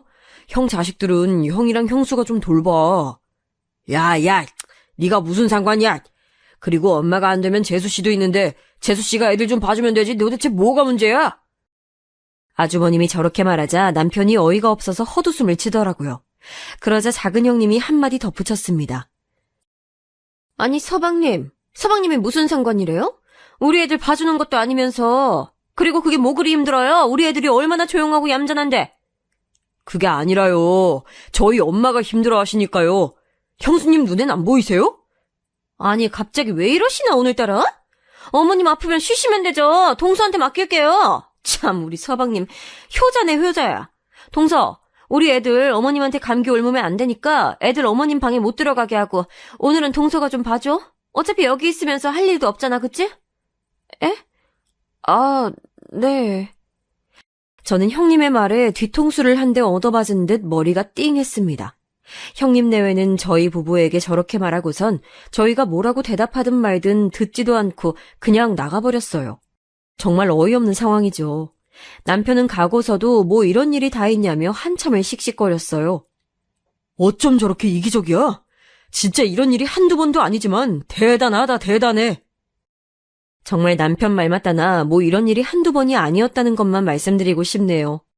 형님들 아마 이렇게 가족으로 만나지 않고 밖에서 만났다면 아마 제가 뺨 한 대 때렸을지도 모르겠어요. 아무튼 자세한 일화를 하나하나 다 얘기할 순 없지만 간단하게 말하자면 큰형님, 작은형님 내외는 시부모님께 필요한 것만 얻어가고 여의도 없고 자식 도리조차 모르는 그런 사람들이었습니다. 상종하기 싫은 인간들이었죠.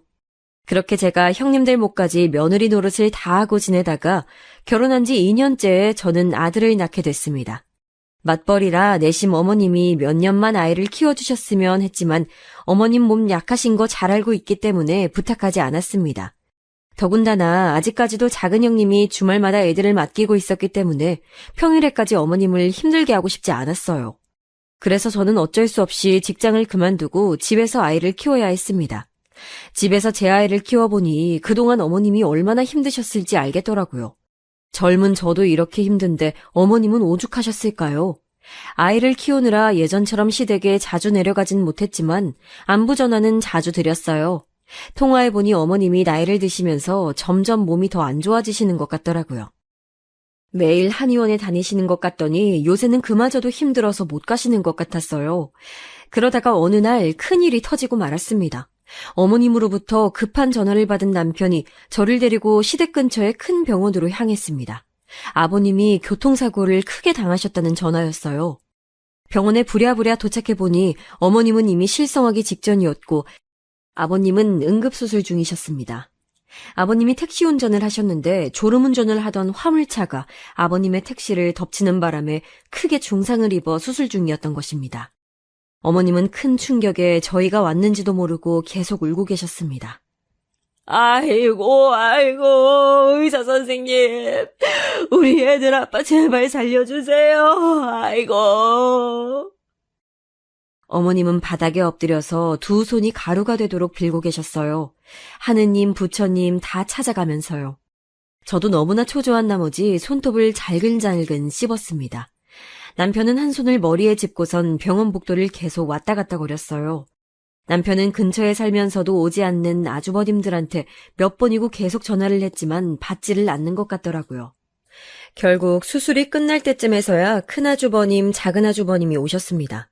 수술이 끝나고 의사선생님께 들은 말씀은 충격이었어요. 사고가 너무 심했던 나머지 다리가 거의 으깨지다시피 해서 겨우겨우 수술로 연결은 해놓았지만 앞으로 한쪽 다리를 못 쓸 거라고요. 그리고 그 외에도 손상이 간 부위가 너무 많아서 앞으로 몇 년간은 요양과 재활에만 집중해야 한다고 하더라고요. 어머님은 그대로 혼절하셨습니다.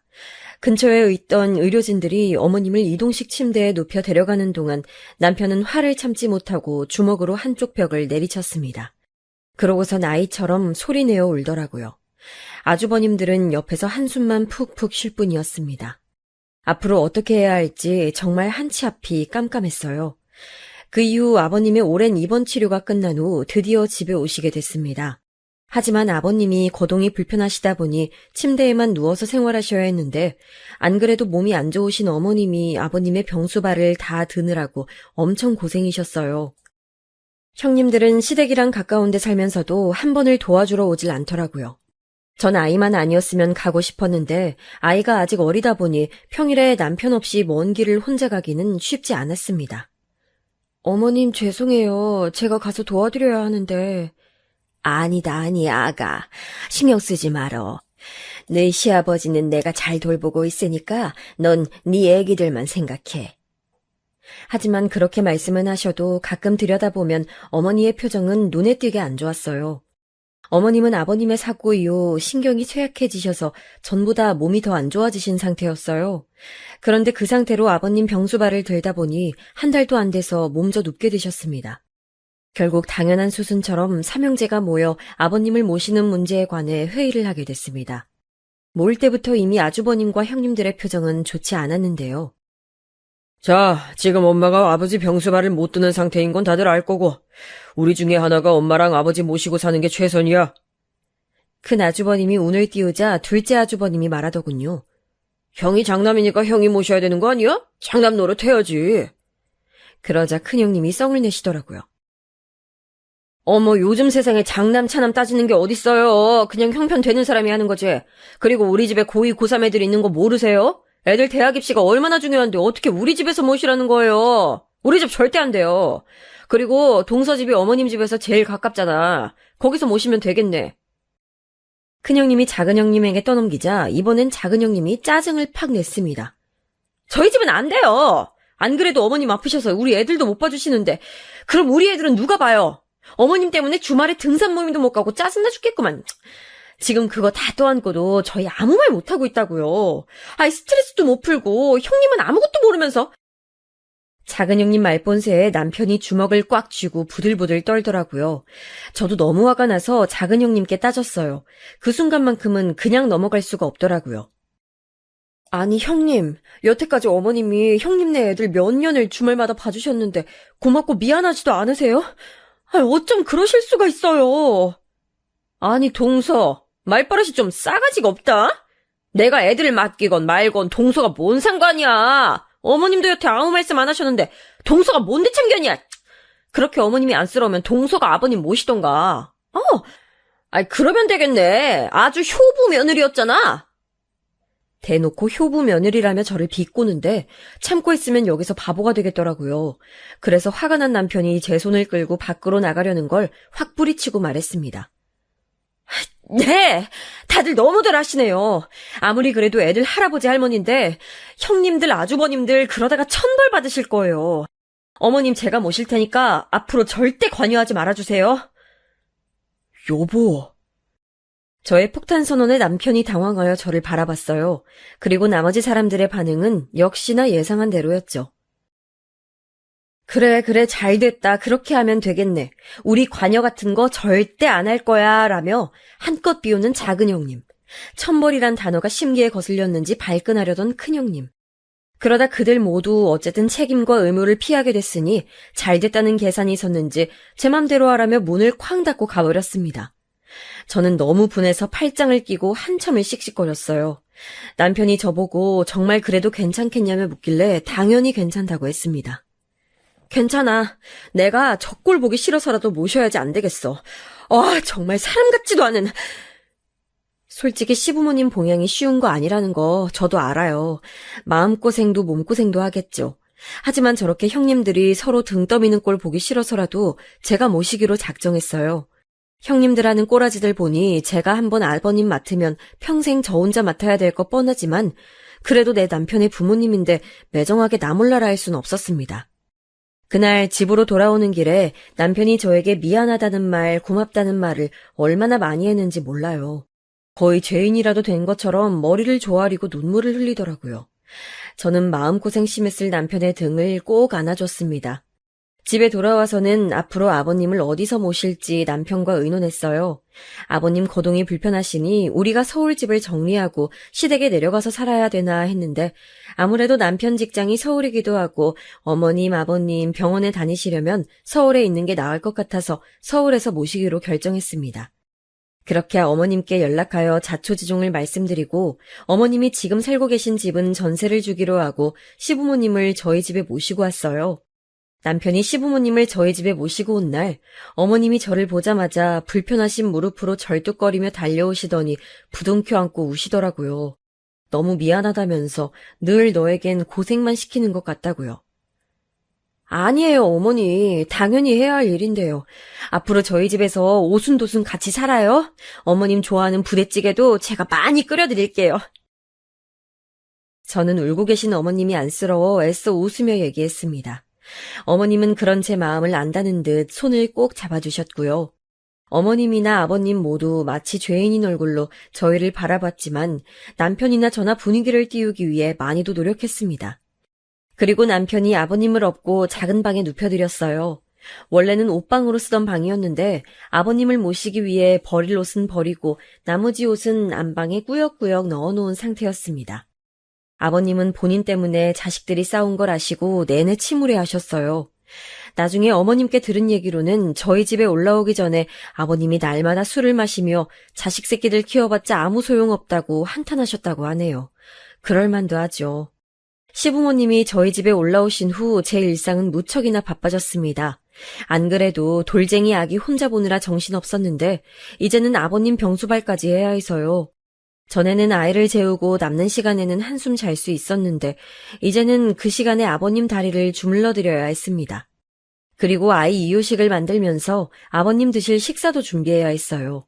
아무래도 계속 누워만 계시다 보니 잘 넘어가는 유동식 위주로 드셔야 했거든요.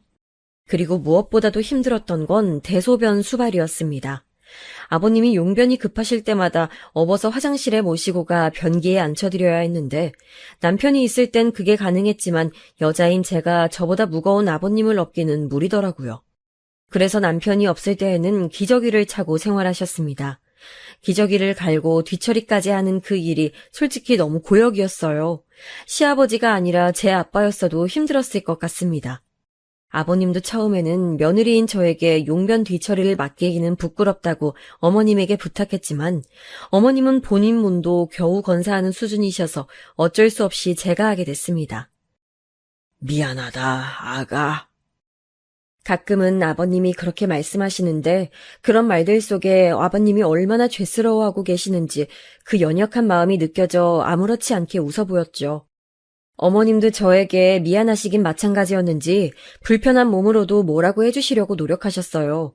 저 좋아하는 간식도 만들어주시고 정말 어머님이 아이랑 놀아주시거나 잠깐씩 봐주셔서 그나마 다행이었지 어머님의 도움마저 없었다면 아마 초죽음이었을 겁니다. 그리고 저희 집에서 시부모님을 모신 이후로 명절도 저희 집에서 지내게 됐습니다. 형님들은 아버님이 저런 상태인데도 평소에는 코빼기도 안 보이더라고요. 오히려 잘 됐다는 듯 말이죠. 이런 일도 있었어요. 저희 집에서 보내는 첫 번째 명절 때였습니다. 남편이 아주버님들한테 연락을 돌려 전날 와달라고 했지만 아무도 오질 않았어요.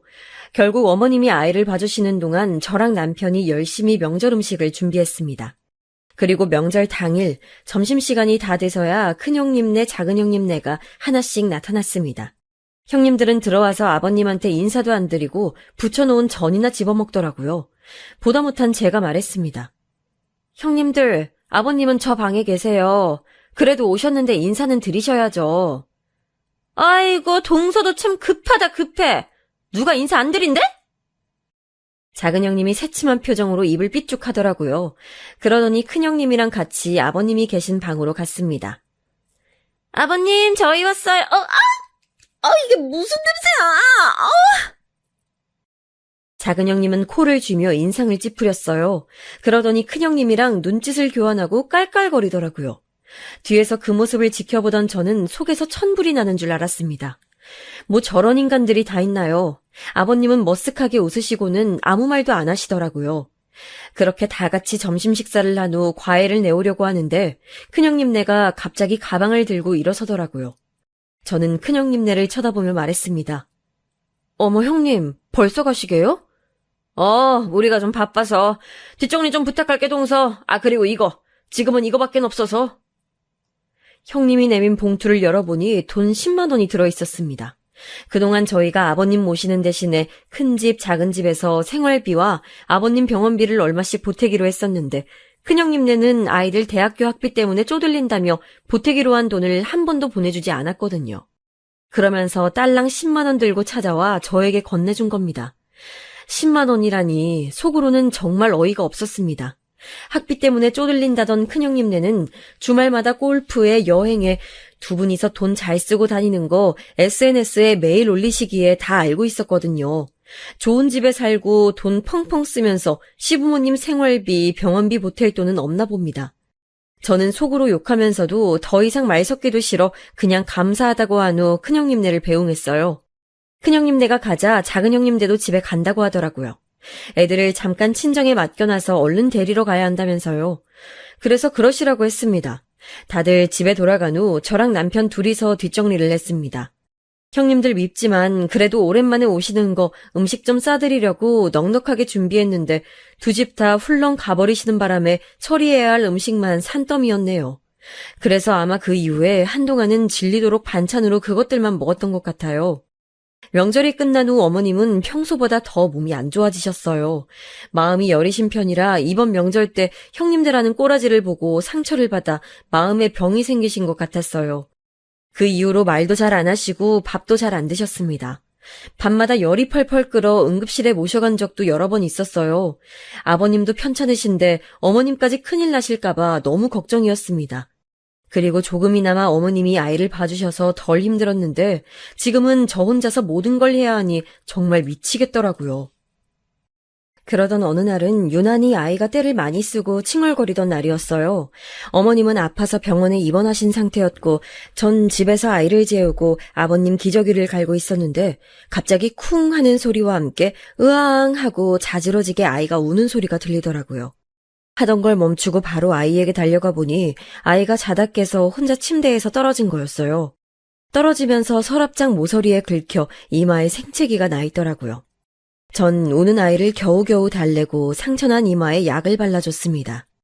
이 뽀얀 이마에 상처가 난 걸 보니 마음이 아팠어요.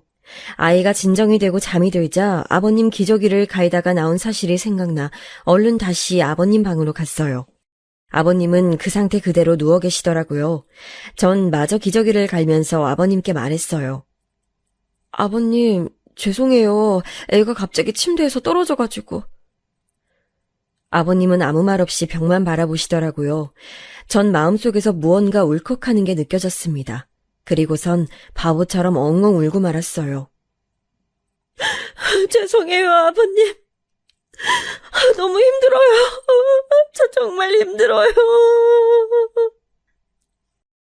아버님은 제 두 손을 잡으시더니 이렇게 말씀하셨어요. 며느라, 그만했으면 됐다. 나 이제 요양원에 보내던지 아니면 그냥 이대로 죽게 내비두렴. 이 몸뚱이가 빨리 죽어버려야지. 너네 힘든 거 이제 못 보겠다.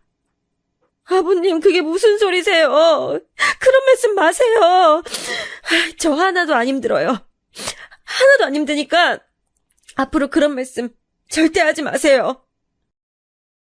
그렇게 아버님과 저는 부둥켜 안고 한참을 목 놓아 울었습니다. 아마도 아버님과 저 둘 다 서로의 마음이 이해되고 그래서 갑자기 울컥하는 감정이 밀려왔던 것 같아요. 시끄러운 소리에 방에 있던 아이도 깨서 빽 하고 울고 한참을 집이 떠나가라 울었습니다. 그 일이 있고 나서 전 최대한 힘든 티를 내지 않으려고 노력했어요. 저야 사지가 멀쩡하니 뭐든 할 수 있지만 아무것도 할 수 없이 누워 계신 아버님 심정은 더 힘드실 것 같아서요. 하지만 잠잠하게 흘러가던 집에 한 가지 우환이 생기고 말았어요. 어느 날부터인가 어머님의 몸 상태가 별로 좋지 않더라고요. 처음엔 소화가 안 되고 자꾸 체하시더니 어느 순간부턴 음식을 드시지 못하셨습니다.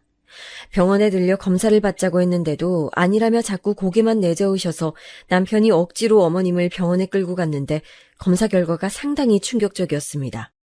어머니는 이미 말기 암 환자였고 시한부의 삶으로 들어가신 지 오래였습니다. 어떻게 가까이 모신 어머니의 태가 그 지경이 될 때까지 몰랐던 건지 자식인 남편은 말할 것도 없이 저 역시 깊은 죄책감에 시달렸습니다. 어머님, 지금이라도 얼른 치료받고 항암도 하시고 하셔야 돼요. 하지만 막상 당사자인 어머님은 담담하셨어요. 저와 남편이 뭐라도 하자고 시도라도 해봐야 한다고 동아줄을 붙잡듯 건네는 말들에도 고개를 내저으셨어요. 더 고생하지 않고 그냥 이대로 평온하게 죽음을 맞이하고 싶다 하시는데 저희는 아무 말도 할 수가 없었습니다.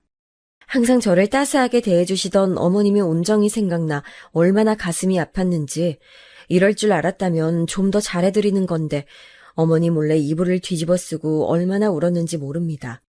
하지만 어머니를 잃을 거란 슬픔보다 저희를 더 분노하게 했던 일이 일어났습니다. 남편이 아주버님들에게 어머니 소식을 전했나 봅니다. 그런데 거기에 대응하는 자식들의 반응이었죠. 한꺼번에 우르르 들어와선 빼꼼히 어머니 상태를 한번 보더니 그냥 머쓱하게 있다 가더라고요. 그리고 치료하지 않고 이대로 보내드린다는 말에 안심도 하는 것 같더라고요. 치료가 다 돈이 되니까요. 사람 같지도 않은 것들. 그날 밤 저와 남편 모두 그 말을 한참이나 웅얼거렸습니다.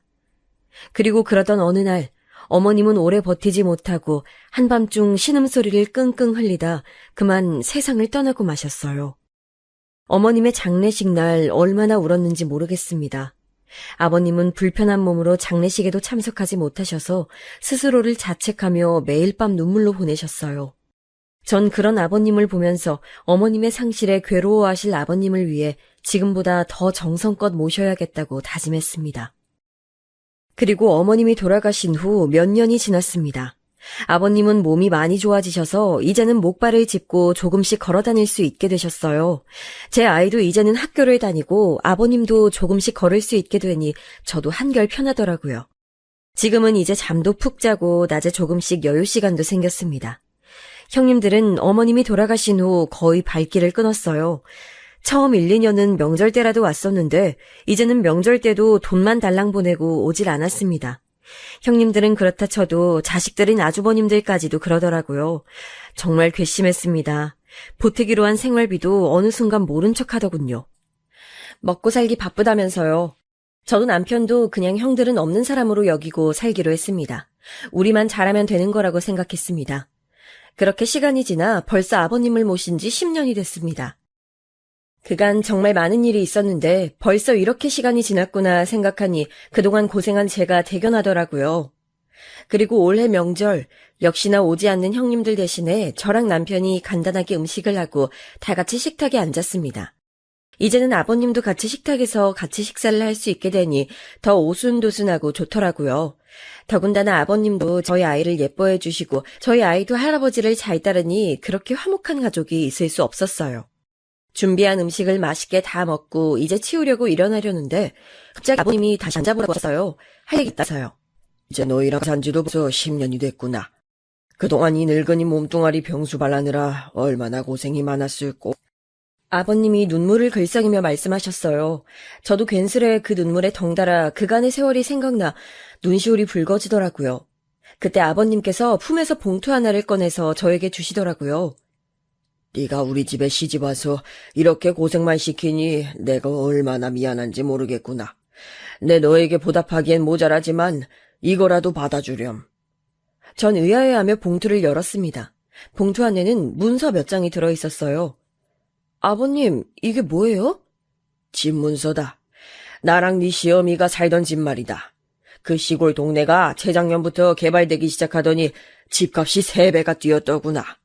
내 이 집 너에게 줄 테니 전세를 주던지 팔던지 너희 마음대로 하거라. 남편과 저는 깜짝 놀라서 눈을 동그랗게 뜨고 서로를 쳐다봤어요. 그러다가 남편이 아버님에게 물었습니다.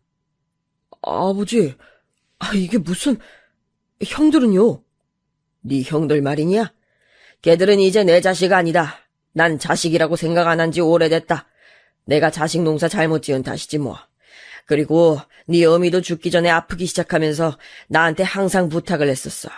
나중에 물려줄 재산이 남아있거든 꼭 너희에게 물려주라고 말이야. 그리고 그 자식 같지도 않은 두 놈이 난리칠 거 생각해서 우선 명의는 내 이름으로 해두기로 했다. 신탁회사에 유언대용 신탁으로 맡겨뒀으니 나중에 나 죽고 나서 너희한테 재산이 가더라도 유류분 청구는 하지도 못할 거야. 전 아버님의 말씀에 순간 눈물이 터져 나와 입을 막고 끄끄거렸습니다. 옆에서 보고 있던 아들이 울지 말라고 절 달래줬어요. 그런데 거기서 끝이 아니었습니다. 아버님이 봉투에서 꺼낸 문서를 다시 자세히 보라고 하더라고요. 부동산 문서 같은데 처음 보는 주소가 써있더라고요.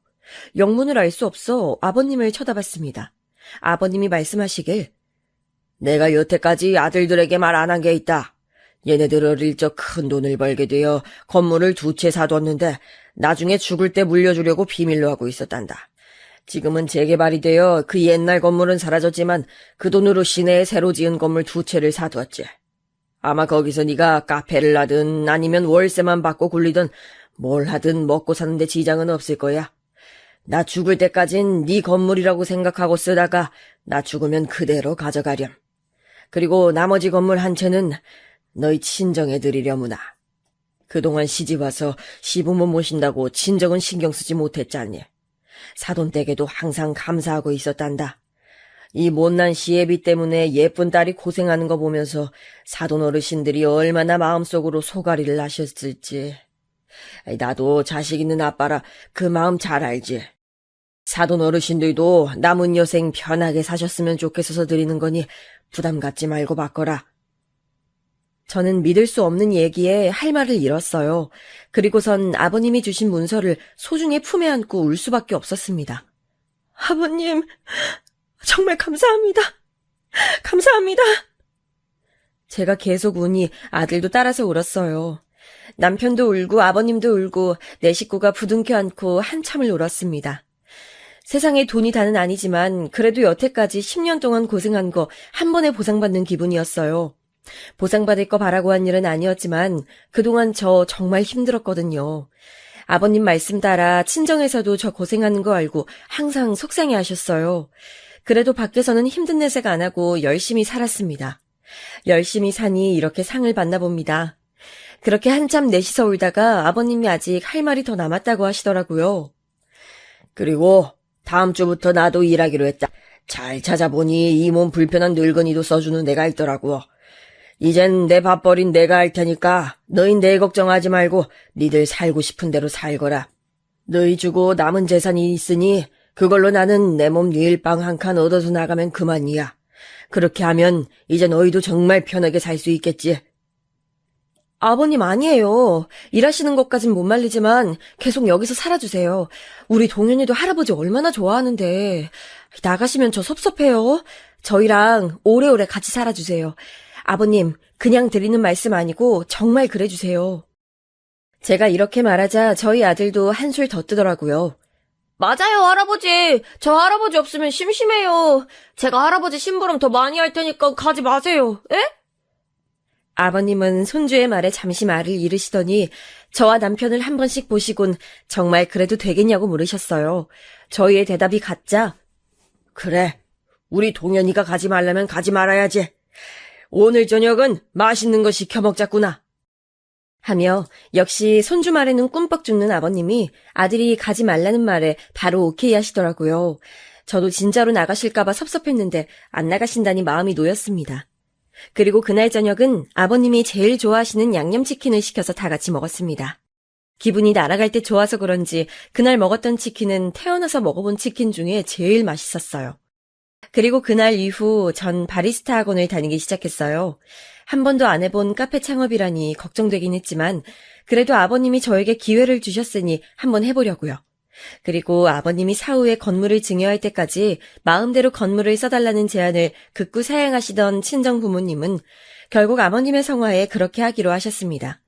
그리고 정년퇴직 후 집에서 무료하게 시간을 보내시던 친정 아버지는 그 건물에 편의점을 차릴까 아니면 과일 가게를 차릴까 하는 행복한 고민에 빠지셨어요.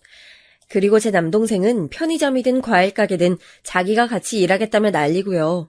아버님은 그때 말씀하셨던 것처럼 일을 다니기 시작하셨는데 하루에 몇 시간씩 건물 관리를 하고 100만 원 남짓 받는 일이더라고요. 사실 이만큼 재산이 있으니 일 안 하셔도 되는데 일을 다니시기 시작하면서부터 웃음도 더 많아지시고 자신감도 생기신 것 같아서 그냥 다니시게 하고 있습니다. 10년 동안 집 안에서만 있다가 밖에 나가서 돈을 버니 이제야 사람 굿이라는 것 같다며 너무 좋아하시더라고요. 그 웃음에 그간 얼마나 답답하셨을까 싶어 조금 마음이 미어지기도 했네요. 아, 그리고 형님들 얘기를 안 할 수가 없네요. 형님들은 어떻게 알았는지 몰라도 제가 새로 카페를 개업한다는 소식을 듣고서 저거 분명 아버님이 해줬을 거라며 가족들을 다 대동해서 밤 늦은 시간에 씩씩거리며 쳐들어왔습니다. 밤 12시에 문을 발로 쾅쾅 차며 문 열라며 소리 지르는 탓에 문을 열어줘야 되나 했는데 아버님이 절대로 열지 말라고 하시더라고요. 그러더니 아버님이 직접 현관까지 나가 바깥에 들릴 만큼 큰 소리로 소리치셨습니다. 어디 남의 집에 와서 소란이냐? 난 너희 같은 아들, 며느리 둔 적 없으니 썩 꺼지거라! 그럼에도 물러나지 않고 계속 문을 발로 차고 두드리며 시끄럽게 하던 그들은 이웃 주민이 경찰에 신고하는 바람에 꼴 좋게 돌아가고 말았어요. 하지만 그 이후 아버님뿐만 아니라 저와 남편, 아들까지 전화폭탄에 문자까지 보냈는데 정말 미치는 줄 알았습니다. 카페는 무슨 돈으로 해줬는지 몰라도 아버님이 시골집까지 막내한테 물려주시면 가만히 있지 않겠다면서요. 적반하장도 이런 적반하장이 없었죠. 결국 저희는 모두 휴대폰 번호를 바꿨습니다. 그런데 연락이 안 되자 매일 집에 찾아오고 집에 없는 척하니까 남편 직장까지 찾아오더라고요. 결국 아버님이 나섰습니다. 한 번만 더 애들 괴롭히면 나 죽을 때 막내한테 모든 재산을 물려주겠다고요. 변호사하고 상담해서 너희가 너의 몫을 못 가져가도록 최대한 조치를 취해놓고 죽일 터이니 나중에 너희 몫 제대로 받고 싶으면 조용히 살라고 하셨습니다. 물론 아버님이 돌아가시기 전에 단 한 번이라도 거슬리는 행동을 하면 국물도 없을 줄 알라고 하고요. 아마도 형님들 성격에 분명히 1년도 못 가 아버님 눈밖에 날 것입니다. 그러고 한 달 정도 지났는데 아직까진 잠잠하네요. 형님들이 건물 두 채에 대해서는 모르고 계셔서 그나마 다행입니다. 이제는 제 일만 신경 쓰려고요. 오늘은 카페 인테리어를 위해 인테리어 업체와 계약을 하고 왔습니다. 이번 달 중순부터 인테리어를 시작하기로 했어요. 이왕 하는 거 제대로 해보자 하고 인테리어 업체 선정에도 꽤 많은 공을 들였습니다. 열심히 알아본 만큼 결과물이 잘 나왔으면 좋겠네요. 저도 10년 넘게 가정주부로 살면서 애 키우랴 아버님 병수 받들랴 고생하며 살았더니 제 가게가 생긴다는 사실에 괜히 설레고 그러네요. 이제 다음 달 초쯤 인테리어 공사가 끝나고 카페를 오픈하게 되면 또다시 바빠지겠죠. 그래서 이번 주 주말에는 아버님 모시고 가족끼리 동해에 다녀오기로 했어요. 아버님이 바다를 본 지 너무 오래되었다고 하셔서 겨울바다 구경하러 가려고요. 가족여행 간다는 말에 신난 아들을 보니 가슴이 뿌듯하고 너무 행복합니다. 힘들었던 10년간의 생활 끝에 이런 행복이 저에게 일어난 이 모든 기적 같은 일들이 꿈이 아니라 현실이라는 게 아직도 실감이 안 나지만 앞으로 저도 누군가에게는 기적을 선사할 수 있는 사람이 되기 위해 열심히 살아보려 합니다. 저의 이야기는 여기까지입니다. 막내 며느리로서의 저의 삶 어떠셨나요? 얘기가 많이 길었죠. 저에게 이렇게 기적이 일어난 것처럼 여러분의 삶에도 따뜻한 한 줄기 햇살 같은 좋은 일들이 일어나길 기원합니다. 어제도 참 추웠는데요. 추운 날씨에 건강 유의하시고 행복한 하루 보내시길 바랍니다.